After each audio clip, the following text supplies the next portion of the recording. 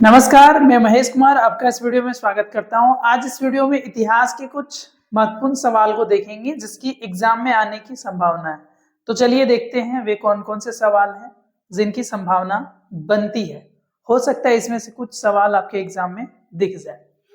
ठीक है, फ्रांसीसी क्रांति कब हुई? तो फ्रांसीसी क्रांति कब होता है? 14 जुलाई 1789 को ये फ्रांसीसी क्रांति होती है।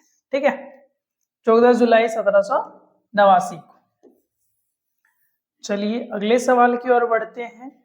अगला सवाल, फ्रांसीसी समाज कितने वर्गों में विभाजित किया गया था? मतलब जो फ्रांसीसी समाज था वो कितने वर्ग में बटे हुए थे? तो कितने वर्ग में?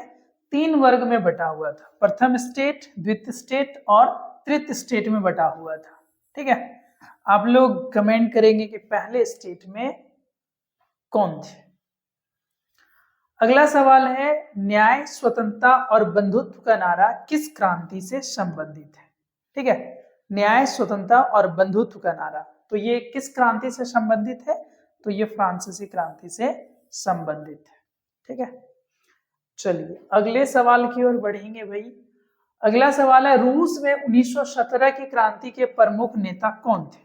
तो जो 1917 में रूसी क्रांति हुई रूस में, उसके प्रमुख नेता कौन थे? लेनिन थे, है ना। ठीक है, और लेनिन की जो अप्रैल थीसिस है उनमें 3 मांगे थी। ठीक है, और ये जो बोल्शेविक पार्टी के संस्थापक भी लेनिन को माना जाता है। अगला है, वर्साय की संधि किस युद्ध के बाद होता है? तो वर्साय की संधि किस युद्ध के बाद होता है? पहले विश्व युद्ध के बाद होता है वर्साय की संधि। ठीक है, और इसी संधि के बाद जर्मनी के ऊपर अपमानजनक शर्तें थोप दी गई, है ना, उसे युद्ध का जिम्मेदार ठहराया गया। नेपोलियन बोनापार्ट को किस युद्ध में हराया गया था? तो किस युद्ध में नेपोलियन बोनापार्ट को हराया था? वाटरलू की लड़ाई में नेपोलियन बोनापार्ट को हरा दिया गया था। ठीक है, नेपोलियन कोड किससे संबंधित है? तो नेपोलियन से ही संबंधित है ना। और 1815 में ही नेपोलियन फ्रांस के सम्राट बनते हैं, राजा बनते हैं। औद्योगिक क्रांति की शुरुआत किस देश में हुई थी? तो औद्योगिक क्रांति की शुरुआत किस देश में हुई थी? तो इटली में औद्योगिक क्रांति की शुरुआत होती है।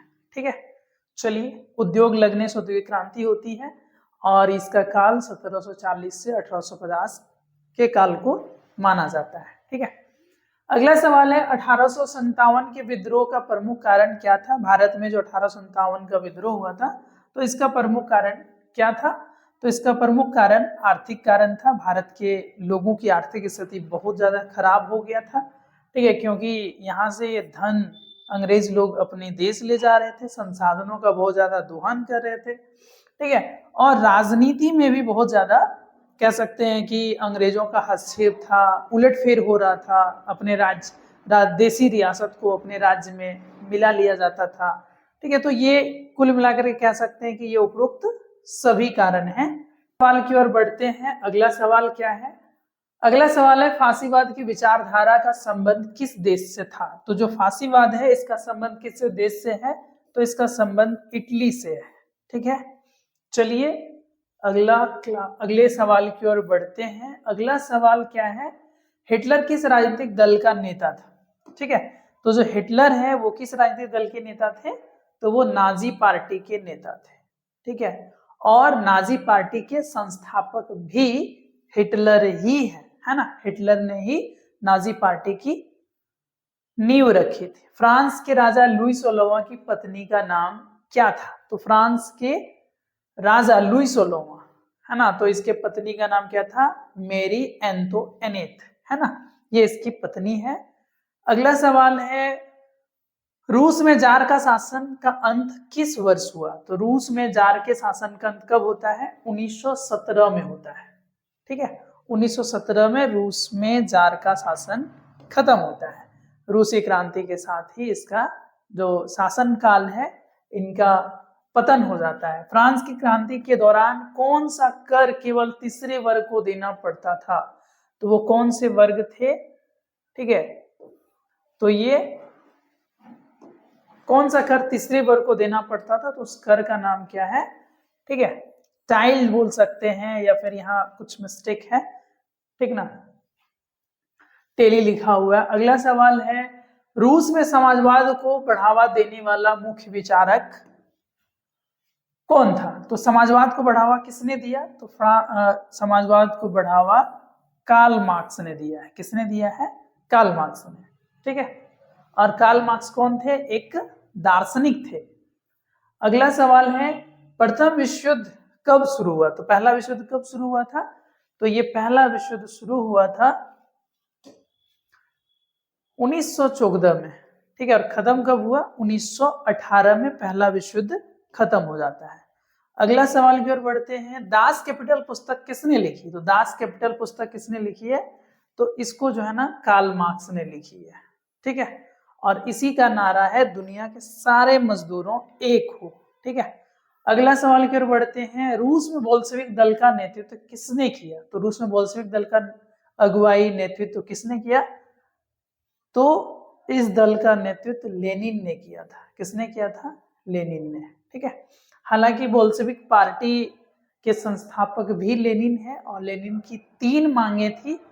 ठीक है, और जिसे अप्रैल थीसिस के नाम से जाना जाता है। ठीक है, अगला सवाल है, हिटलर किस देश का तानाशाह था? तो हिटलर किस देश के तानाशाह थे? तो ये जर्मनी के तानाशाह थे। कहाँ के? जर्मनी के तानाशाह थे। ठीक है, जिसने यहूदियों को बहुत ज्यादा संख्या में मारा था। ठीक है, फ्रांस में declaration of the rights of man and citizen कब पारित किया गया? तो ये जो है ना, कह सकते हैं कि ये एक सिटीजन एक्ट है। तो ये राइट्स अधिकार कब पारित किया गया? तो ये 1789 में पारित हुआ था। कब पारित हुआ था? 1789 में। अगले सवाल की ओर बढ़ते हैं। अगला सवाल है, ब्लैक शर्ट्स किस देश से जुड़े थे? जो ब्लैक शर्ट्स है, ठीक है, तो ये किस देश से जुड़े हुए थे? तो ये इटली से जुड़े हुए थे। किससे जुड़े हुए थे? इटली से। तो ये कुछ 20 सवाल था हिस्ट्री का। ठीक है, कुछ इंपॉर्टेंट सवाल है ना, और कुछ कुछ हमने जो डिस्कशन किया। तो इस तरह से कुछ सवाल आप लोगों को जो है ना एग्जाम में देखने को मिल सकता है। ठीक है, उम्मीद है कि वीडियो अच्छा लगा होगा, और वीडियो अच्छा लगा हो तो वीडियो को लाइक करें, और ऐसे ही वीडियो के लिए हमारे चैनल से जुड़े रहें। ठीक है, फिर मिलते हैं एक बेहतरीन वीडियो के साथ। तब तक के लिए जय हिंद, जय भारत।